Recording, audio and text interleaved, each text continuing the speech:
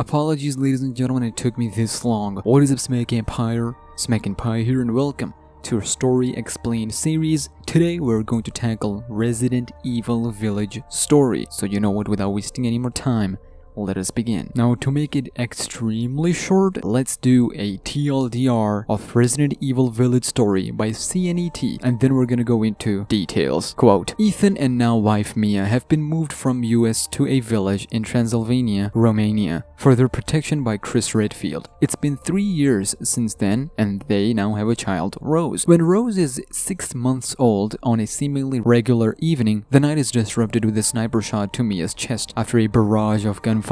Mia is on the floor dead, and Chris comes into the house and proceeds to shoot her dead body a few more times. A confused Ethan is taken into custody by Chris's team, who also abducts Rose as Ethan is being transported. Something crashes the van he's in, and he has to go to a village to find Rose and Mia. Ethan comes across the village's supposed guardian, Mother Miranda, and her disciples, Lady Dimitrescu, Donna, Salvador, and Heisenberg. After taking down one after another, Ethan finds that Rose's body parts have been put into containers for some ritual. After collecting all four, he learns why Mother Miranda did this. We're gonna get to that in just a second, and that she was impersonating Mia when Chris's team attacked her at the start of the game. In a short segment, we then control Chris. Mia is found, and she explains that Ethan is actually made of the same mind-controlling mold used by Evelyn, the bioweapon antagonist from Resident Evil 7. After he destroys Mother Miranda, Ethan makes the ultimate sacrifice again to save both his wife and newly found daughter,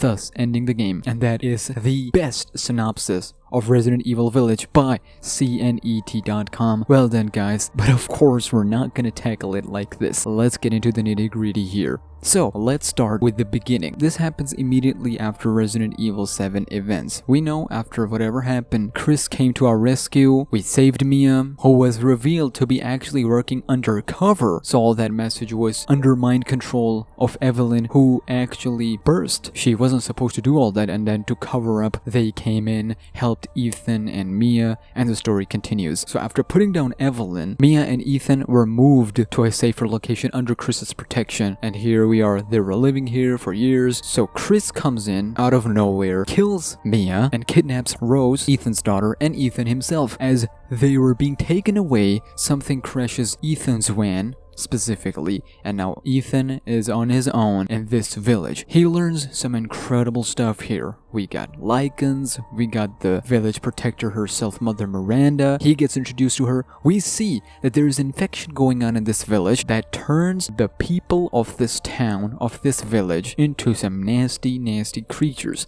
We'll get to that in just a second. We then meet the 4 house lords of this village, the 4 protectors of specific departments of this village. We meet Lady Dimitrescu, who controls the castle. We meet Donna, one of my favorites. We meet that ugly creature Salvador, loved his part of the game, and Heisenberg, easily one of the best and most intriguing characters in all of Resident Evil. He needs to make a return one way or another in a DLC. So of course the game follows as you defeat one boss after another. We're gonna go into details for each of these house lords and their details and their history and their connection to not just Mother Miranda but us as well in specific videos coming down later on the channel, so make sure you're stay tuned. So after beating each of them, we finally meet Mother Miranda. A battle happens, but unfortunately Mother Miranda gets the upper hand. She rips Ethan's heart out. He's done for. He's dead. It is over, ladies and gentlemen. The player presumes that Ethan is dead, and now the game switches the control to a different protagonist, a familiar one rather, Chris Redfield. Here, after learning about Ethan's death by the hands of Mother Miranda, he goes on a barrage. He finally finds Mother Miranda's research lab, finds all of the nasty stuff that has happened in the past, and finally finds Mia, the real Mia. Now you may be wondering, hold on a second, didn't Chris kill Mia at the beginning? Yup, he did, but there's a plot point I missed, so let's get back to it. See, when Ethan came face to face with Mother Miranda, she revealed some incredibly nasty stuff. Number 1, that it was her that was impersonating Mia the whole time. Well, not the whole time, like not all of those years, but at least the final point when Chris Redfield attacked Winter's house. It was also revealed that Mother Miranda lost her daughter, Ava, to the Spanish flu. She lost her daughter there, and that loss got to her. She went to some sort of cave hoping that she would die alongside her daughter. However, she discovers something that changed and altered the course of humanity in the entirety of Resident Evil. Ladies and gentlemen, she stumbles upon Megamycete. Now, people are going to tell you different things, but just to make it easier for you guys to consume, Megamycete is the origin of the mold from Resident Evil 7.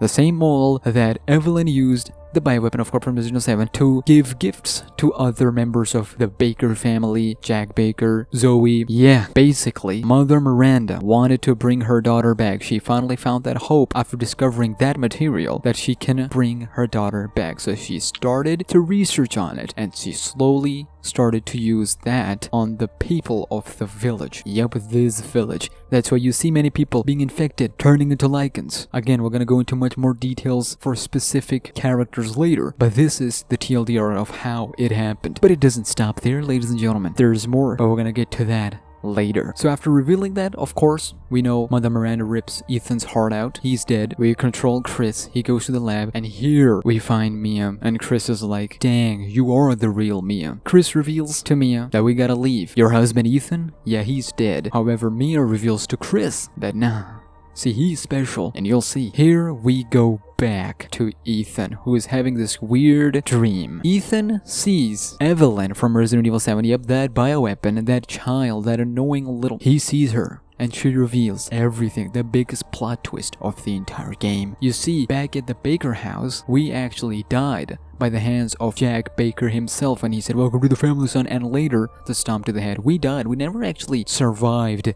in that house. We actually died. But then, thanks to Evelyn, we became special. Hence, we can easily heal no matter how much we got hurt. We can put our body parts back into its place like nothing has happened, and that explains so much. So that at least put one thing in perspective, that okay, this is the main reason why Rose is special to Mother Miranda, because Mother Miranda wants to resurrect her daughter, Ava, but she wants a perfect vessel, and that perfect vessel was none other than Rose. Mind you, at this point, Rose is indeed being taken away by Mother Miranda herself, because we know Ethan Winters, he's special. Because what happened in Resident Evil 7, Rose is child of Ethan. Mother Miranda has been keeping an eye on all of this. That's why she wanted Rose. That's why that van got crashed when passing by the village. That's why she impersonated Mia back in the Winters house. She knew that BSAA and yep, the crime syndicate, the connections, is still involved in that dirty business. And she wanted to finish what has been started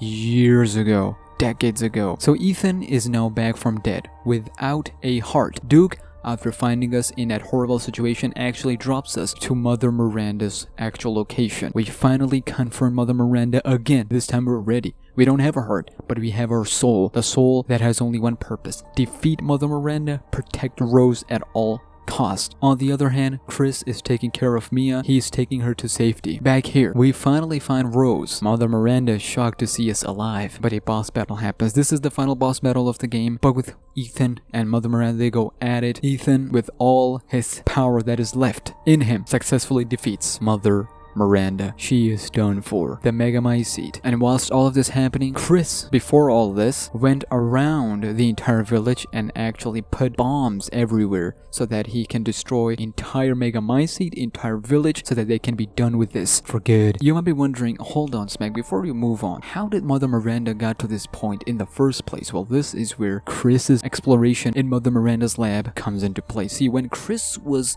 exploring Mother Miranda's lab, he came across some incredibly important documents. Well, ladies and gentlemen, we learned that there was a student who came to this village for some research purposes. He met Mother Miranda. They shared Mother Miranda's discovery from that cave of Megamycete, and that man was none other than Umbrella Pharmaceuticals founder himself, Oswald Spencer. Yep, that man himself from RE5. He was here in this village, and the reason he left after helping in research for this material, Mother Miranda just wanted to resurrect her daughter, Ava. Oswald was like, nah, see, I have a bigger vision. I want to use this on the entire humanity, because he was so intrigued with the idea of this material taking the consciousness of humans and how it affects and infects people. And that's why the original outbreak happened. That's why the T-virus and all the other nasty stuff happened. So yeah, Mother Miranda single-handedly responsible for all of that, and not just responsible for that, but also responsible in creating the organizations such as Umbrella Pharmaceuticals. And that led to creating and selling bioweapons by crime syndicate The Connections, and then that led to the creation of BSAA to cover up the tracks and clear all of the remains of that horrible stuff that has happened in the past by Oswell, Mother Miranda, and everything else. So basically they're cleaning everything. That was their own fault in a sense. So yeah, everything is coming together now. Everything is making so much sense. RE7 events making so much sense. RE8 itself making so much sense. Original Resident Evil events making so much sense. Everything is happy and dandy until the ending happens. See, in the ending, Ethan finally saves Rose. Mother Miranda is done for. Chris comes in, he's like, yo Ethan, we did it, let's get the heck out of here. I planted bombs everywhere, he saved Mia, she's waiting for us, let's go. However, y'all remember that Ethan is special and Evelyn's gift from Resident Evil 7? Yeah, Ethan is also losing in all of this. His moldness is coming to form and he is slowly losing his own body in a sense.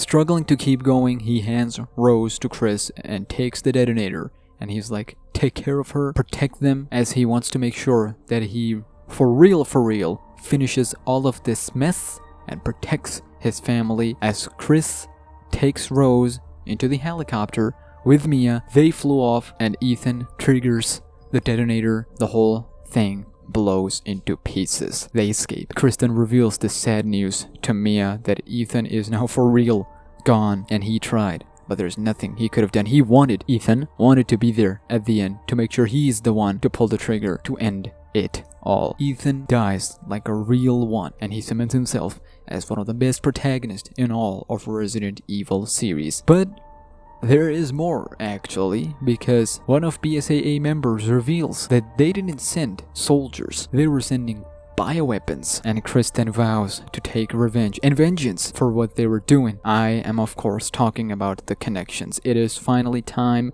for us to go face to face as Chris Redfield against The Connections in Resident Evil 9. Credit rolls, and this is your ending for Resident Evil Village. Such a great game, such a great, fantastic story. But before we leave, there is an end credit scene that shows the daughter of Ethan being all grown up, Rose visiting her father's grave. Great moment. However, as soon as she gets there, it is revealed that she's still being used and tracked by BSAA for their own purposes. Agent himself actually calls her mockingly Evelyn. She doesn't like that. So they know what's going on. It was because of the bioweapon that was created back in Resident Evil 7. Evelyn is still going on because it became part of Ethan. Ethan and Mia then gave birth to Rose. Rose is now more powerful than Evelyn was, so she's more useful to BSAA. And even when the sniper said, we got a clear shot, it shows that they're just using her, and when the time comes, they will get rid of her. They would want to get rid of her. So here's hoping, since Resident Evil 9 will be the end of this trilogy, that Rose put an end to all of this, because they're gonna keep on using Rose, and then whoever comes next, they're gonna try to make sure that their terror keeps on going. But there's one more frame that makes us go, hold on a second, what is going on? See, when Rose and that BSAA agent, they drive off, for a small second or two, we see someone at the end of the road. Theories popped off. Everybody was like, what is going on? Who is that? Is that Chris? Is that Ethan? Well, ladies and gentlemen, after community going left and right, they finally figured it out who it was. Ladies and gentlemen, that man, that mysterious man, was none other than Ethan. Now, whether he was put there by Capcom for the fans because they knew they were gonna look into it just as an Easter egg or something, or he's really there canon-wise, that is something I'm gonna leave you guys to theorize down in those comments below. We have a video coming on this, as well as other 4 House Lords and their history and lore. So make sure you're stay tuned, ladies and gentlemen. This was insanity, but there's so much to cover about this game, so make sure you're subscribed, notifications on, and make sure you're stay tuned to this channel, and also follow me to Twitter, Instagram, SmackNPie. Also, let me know how much do you rate this game out of 10, and where do you rank it in all of Resident Evil games. This was Story Explained for Resident Evil Village, Part 1.